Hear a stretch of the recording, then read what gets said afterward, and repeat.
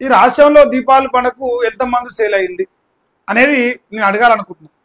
ఇప్పుడు టెండర్లు అనే పంచాయతీ పెద్దగా నడుస్తుంది. కాంగ్రెస్ పార్టీలో రోజుకు ఒక పంచాయతీ ఉంటుంది. ప్రస్తుతానికి ఇప్పుడు మందు పంచాయతీ నడుస్తుంది.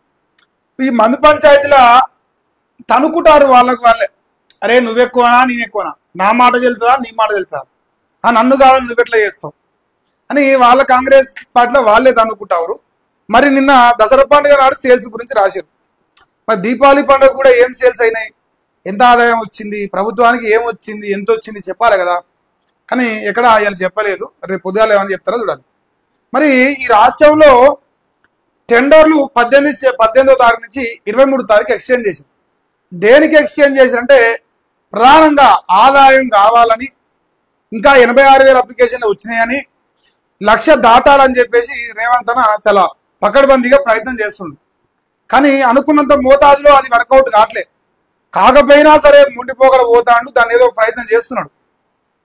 మరి ఇప్పుడు జనరల్గా మీ అందరూ తెలిసిందే, వైన్ షాప్లో పోయేటోడు ఇప్పుడు లేడు, పైసలు లేవు జనాల కాడ. ఎందుకంటే రేవంత్ రెడ్డి ఏ పథకాలు ఇవ్వలే. పథకాలు ఇస్తే 4 రూపాయలు జనాల దగ్గర ఉంటే 4 సార్లు పోయి తాగుతూ ఉంటే పైసలు వస్తే ఆదాయం వస్తాయి ప్రభుత్వానికి. ఇలా ఆ పరిస్థితి లేదు. ఈ పరిస్థితి లేకపోవడం వల్ల ఇలా ఏపీ నుంచి వచ్చి టెండర్లు వేస్తాడని ఇదే రేవంత్ రెడ్డి చెప్తాడు. తెలంగాణ రాష్ట్రంలో ఎవరు కూడా ఆసక్తి చూపిస్తలేరు, 10,000 20,000 వస్తానే అప్లికేషన్ వస్తలేవు అని చెప్పి ఏదో చివరి రోజు అంటాంలో మరి ఏం చేసిరో ఏం నష్టం. మొత్తానికి అయితే 86,000 అప్లికేషన్లు వచ్చినాయి. గంటకు 10,000 వస్తే మరి 5 రోజులు కూడా గంటకు 10,000 వస్తే ఓ 5-6 లక్షల అప్లికేషన్లు రావాలి.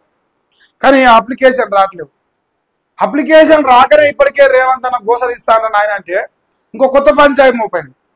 ఈ కొత్త పంచాయతీల ట్విస్ట్ ఏంటంటే ఇప్పుడు మా కోమరెడ్డి రాజగోపాల్ రెడ్డి గారు ఉన్నారు. ఈయన గారు ఈ లిక్కర్ పాలసీలో ఎంటైర్ తెలంగాణ ఒక రాజ్యాంగం నడిస్తే నాకు మంత్రి పదవి తెలియదు కాబట్టి ఇంకో రాజ్యాంగం పెడతా అని పెట్టింది. ఆ ఇంకో రాజ్యాంగం ఏంటంటే ఆయన 4 గంటల సాయంత్రం 4 గంటల నుంచి 8 గంటల దాకానే మద్యం షాపులు ఉండాలి. కానీ ఓట్లు వస్తే మాత్రం తెల్లారులు నేను మన అంటారు వరద పోసినట్టు పోసి పెడతా, ఈ ఏంటి తాగుబోతులు అవుతురు, మద్యానికి బానిస అవుతురు, అందువల్ల నేను ఈ నిర్ణయం తీసుకుని మా రాజగోపాల్ రెడ్డి గారు సెలవిచ్చారు. కానీ ఎన్నికలు వస్తే మాత్రం ఊరికి మంచిగా వైన్ షాప్ నడిపినట్టే మంచిగా డంపు చేస్తాడు. లారీలల్లో డిసెంబర్లో తీసుకొచ్చి డంపు చేసి మంది అమ్ముకొని ఓట్లు వేసుకొని బయట పెడతాడు. ఇది అసవంటి బ్యాచే, అందరూ తెలుసు, నాకు కూడా తెలుసు. అయితే ఇవాళ సడన్ గా మంచోడు అయిపోయాడు. మంచోడు రాజన్న ఏం చేసిందంటే 4 గంటల నుంచి 8 గంటల దాకా అంటే డైలీ 4 అవర్స్ మాత్రమే వైన్ షాప్ నడవాలని చెప్పింది. ఇంత ముందుకు ఎట్లా 10 గంటలకు వెళ్ళి మొదలు పెడితే అర్ధరాత్రి దాకా నడిచేది. ఇప్పుడు 10 గంటలకు వెళ్ళి అర్ధరాత్రి దాకా నడిస్తేనే సరిపోని పైసలు వస్తలేరు నాయన మాకని చెప్పేసి వాళ్ళు టెండర్లు ముందుకు వస్తలేరు. మళ్ళా ఇలా ఇంకో దుర్మార్గం ఏంటంటే మునుగోడులో పుట్టిన వాళ్ళు మాత్రమే ఈ టెండర్లలో పోటీ చేయాలి. ఇంకోటి ఏ మండలం ఆ మండలనే టెండర్ వేయాలని చెప్పింది. పక్క మండలానికి పోయి వేయద్దని చెప్పింది. అయితే ఇప్పుడు నాకు మంచి విచిత్రమైన ఆలోచన వచ్చింది. మరి నగరకల్లో పుట్టిన వాళ్ళు నగరకల్లనే నామినేషన్ వేయాలి, మునుగోడుకు రావద్దు. నగరకల్లో పుట్టిన వాళ్ళు నల్లగొండ పోవద్దు, నగరకల్లనే బతకాలి.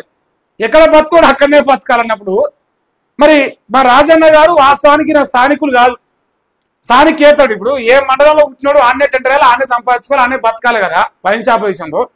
మరి ఈయన గారు ఇలా టెండర్ వేసానికి అర్హత లేనప్పుడు ఈయన గారికి ఎమ్మెల్యే పోటీ చేసాం కూడా అర్హత లేదు. ఎందుకంటే మా నియోజకవర్గం కాదు. ఇప్పుడు నాకున్నది అర్హత, నేను పుట్టింది మా తాతలు మా ముత్తాతలు అంతా మునుగోడులోనే పుట్టిరు, మునుగోడులోనే పెరిగిరు. మరి ఈయన బ్రాహ్మణ వెళ్ళిన మనిషి ఆడికి పారిపోవాలి. అసవంటి పద్ధతులు అట్లా పనికిరావు.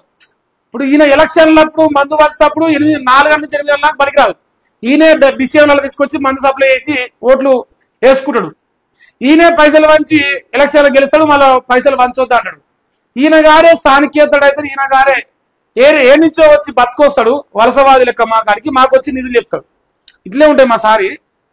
మరి పక్కన పెడితే మరి ఇది ఏం బాధ అయింది, ఆయన రాజ్యాంగం, ఆయనకేదో మంత్రి పదవి ఇస్తలేరు, ఆయన బాధ ఆయనకుంది. మరి ఇప్పుడు ఏం నొప్పి అయిందని మీరు అడగొచ్చు. మరి రేవంత్ అన్న ఏమంటే నువ్వోవనివా, నీ లెక్క ఎంత, నువ్వు ఓవనివి, అసలు నీ కథ ఏంది, నేను ముఖ్యమంత్రిని, ముఖ్యమంత్రి కూర్చొని నేను కూర్చున్నా, నేను చెప్పింది నడవాలి. ఇప్పుడు 119 వరకు నేనే ముఖ్యమంత్రి. ఏమన్నా సీఎం అని నిన్నమన్నా వీడియోలు చేసుకుంటున్నా. మరి నువ్వు మునుగోడికి ఏమన్నా ముఖ్యమంత్రి అనుకుంటున్నావా?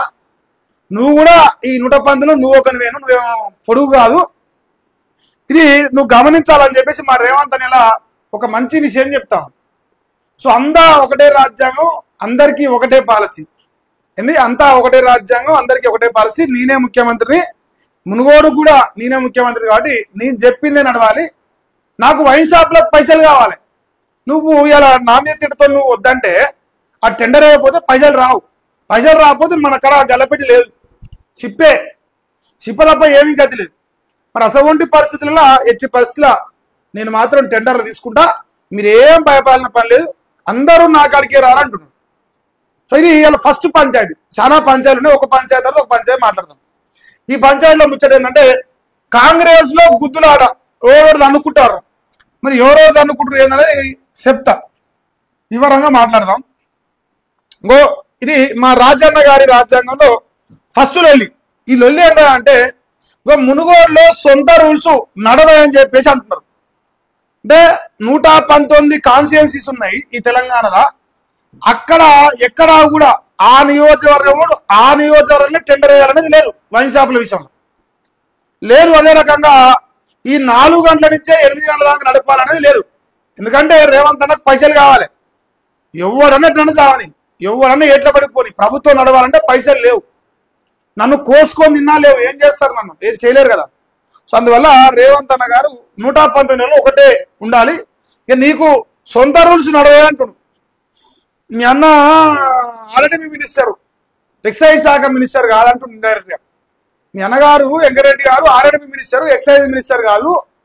ఏతుల వరకు నీ లిమిట్లో నువ్వు ఉండు, కథలు చెప్పి జనాల్ని పిచ్చోళ్ళని చేయకు, నీ సకదనం ఎందుకు నాకు కూడా ఎరికే అన్నట్టుగా నువ్వే ఓట్లకు. ఇప్పుడు 4 రూపాయలు తక్కువ అయితే, 4 కోట్ల బాటలు తక్కువ అయితే నువ్వు ఓడిపోయిన బ్యాచ్ ఉప ఎన్నికల్లా అటువంటి బ్యాచ్ నువ్వు నీతి వాక్యాలు చెప్పొద్దు మందు విషయాలని చెప్పేసి మా రేవంత్ అన్న ఒక వార్నింగ్ ఇస్తూనే, అందరికీ ఒకటే రూలు, నువ్వు ఒక్కని ఏర్పాటేం కాదు, నువ్వు కంతే అందరికి అంతే, నేనే ప్రైమ్ అని చెప్పేసి చెప్తావు. ఇక్కడ మరి మద్యం విక్రయాలపై రాష్ట్రం మొత్తం ఒకటే పాలసీ ఉండాలన్నప్పుడు మరి రాష్ట్రంలో మందు పెరగాలి. 4,000 కోట్ల ఆదాయం, 2,600 ఏదో వచ్చింది, ఇంకా 1,400 పెండింగ్ ఉన్నది. అదంతా వచ్చినాక ఇప్పుడు 23 తారీఖు డేట్ వేసింది కాదు, 23 కాదు, మళ్ళా ఎక్స్టెండ్ అయ్యే అవకాశం కూడా ఉన్నది. ఈ 18 నుంచి 23 షిఫ్ట్ చేసారు, మళ్ళా ఇంకా ప్రొలాంగ్ అయ్యే అవకాశం ఉన్నది. ఎందుకంటే పైసలు వస్తలేవు, అప్లికేషన్ వాడు ఇస్తలేడు, వాడు ముందుకు వచ్చి నీ పెట్టుబడి పెడతా, నాకు ఇష్టం ఉందని వాడు అంటలేడు. అందువల్ల రేవంత్ అన్న భయపడుతున్నాడు. ఇంకా ఇప్పుడు ఇది ఇట్లా ఉంటే ఈయన పంచాయతీడు ఇష్టం ఉన్నట్లు సొంత నిర్ణయాలు తీసుకుంటే కుదరదు. ఏమంటానంటే నువ్వు మంత్రి పదవి కోసం ఏతుల వర్త నడవదు అంటుడు. నీ మంత్రి పదవి కోసం ఇన్స్టాగ్రామ్ లో వీడియోలు చేసుకొని బెల్ట్ షాపులు బంద్ చేస్తానా, వైట్ షాపులు బంద్ చేస్తానా, ఓట్లు వస్తే బెల్ట్ షాపులు కావాలి, పైసలు కావాలి, స్థానికేతరులు కావాలి, కానీ ఓట్లు అయిపోతే మాత్రం అన్ని పద్ధతి మాటలు మాట్లాడకు రాజగోపాల్ రెడ్డి గారు. మరి నీ లిమిట్లో నువ్వు ఉండు, ఇష్టం వచ్చినట్టు చేయకని చెప్పేసి మా రేవంత్ అన్న సెలవిచ్చింది. ఇక దీనికి తోడు కోమటిరెడ్డి రాజగోపాల్ రెడ్డికి ప్రభుత్వం క్లారిటీ ఇచ్చింది. ఏంది, నువ్వేం కథలు పడ్డా, నువ్వేం ఎగిరినా, నువ్వేం దుంకినా నీకు మంత్రి పదవి ఇచ్చేది లేదు, నువ్వు ముందర పడేది లేదు, నువ్వు అంతలనే ఉంటావు అని చెప్పేసి సరిపోను వార్నింగ్ ఇచ్చింది. సో ఇక ఎవరైతే ఈ మునుగోడు కాన్స్టిట్యున్సీలో ఉన్న ఈ టెండర్లు వేయాలనే ఆలోచన ఉన్న వాళ్ళు, మీరు బేసరతుగా టెండర్ వేసుకొని ఎవరినయ్యా జాగిరి కాదు, మన రేవంత్ అన్న జాగిరి తెలంగాణ ప్రస్తుతానికైతే ఇంకో 3 ఏళ్ల దాకా అన్నదే రాజ్యాంగం నడుస్తుంది. మునుగోడు రాజ్యాంగం ఏమి ఏర్పాటు ఉండదు. రేవంత్ అన్న తమ్ముని చెప్తాను నేను. సో మంచి ధైర్యంగా పోయి టెండర్లు వేసుకొని మీకు ఏమన్నా ఎగురు దిగుడు అయితే నేనున్నా కదా, దాని సంగతి ఏమో చూస్తే ఎట్లయితే ఎగురు దిగుడు. సో అది పరిస్థితి. ఇక మద్యం విక్రయాలపై మునుగోడులో ఎమ్మెల్యే కండిషన్లు పెట్టిండు. 4 గంటలే విక్రయాలు జరపాలని ఆర్డర్స్ ఇచ్చిండు. పర్మిట్ రూమ్స్ కు అనుమతి లేదని ఇవ్వలేడు. ఇంకో మీకు ఒక చిన్న విషయం చెప్తా. పర్మిట్ రూమ్స్ కి అవకాశం లేదండి కదా.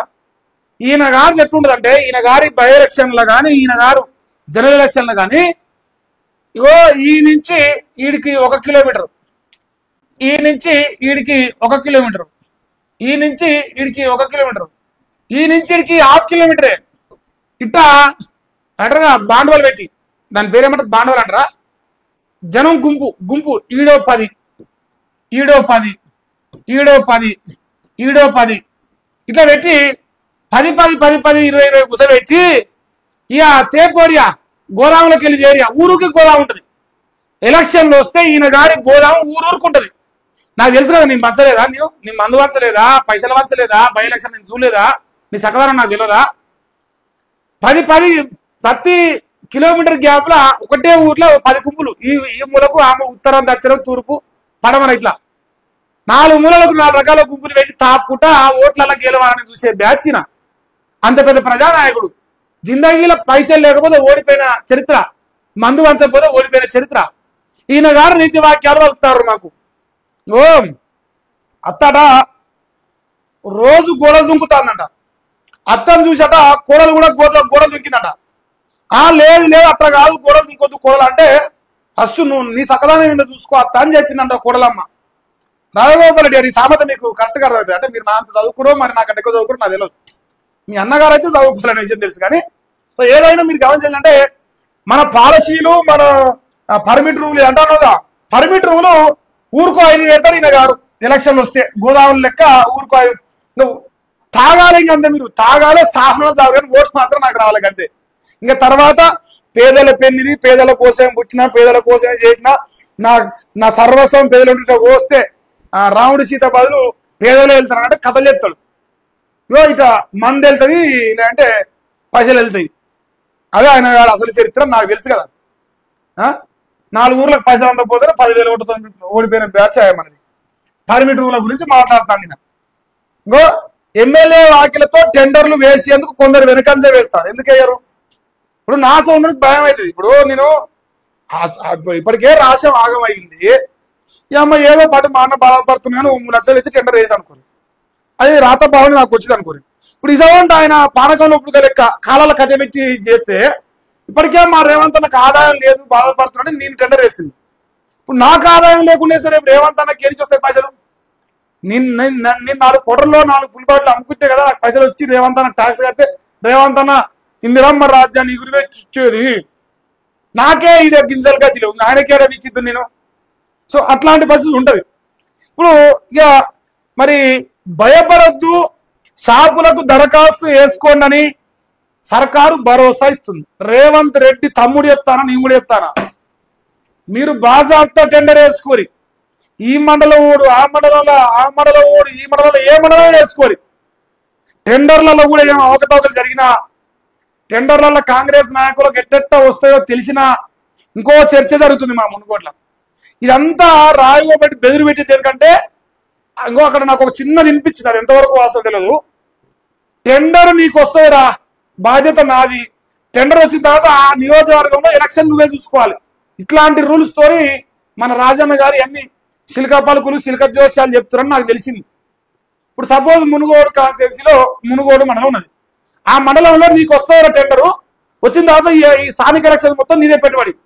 ఇట్లాంటి సెటిల్మెంట్లు చేసుకుంటారు అన్నట్టు ఒక వార్త చిన్నగా వస్తుంది, బండ కింద చేప లెక్క. అది ఎంతవరకు నిజమో తెలియదు నాకు కూడా.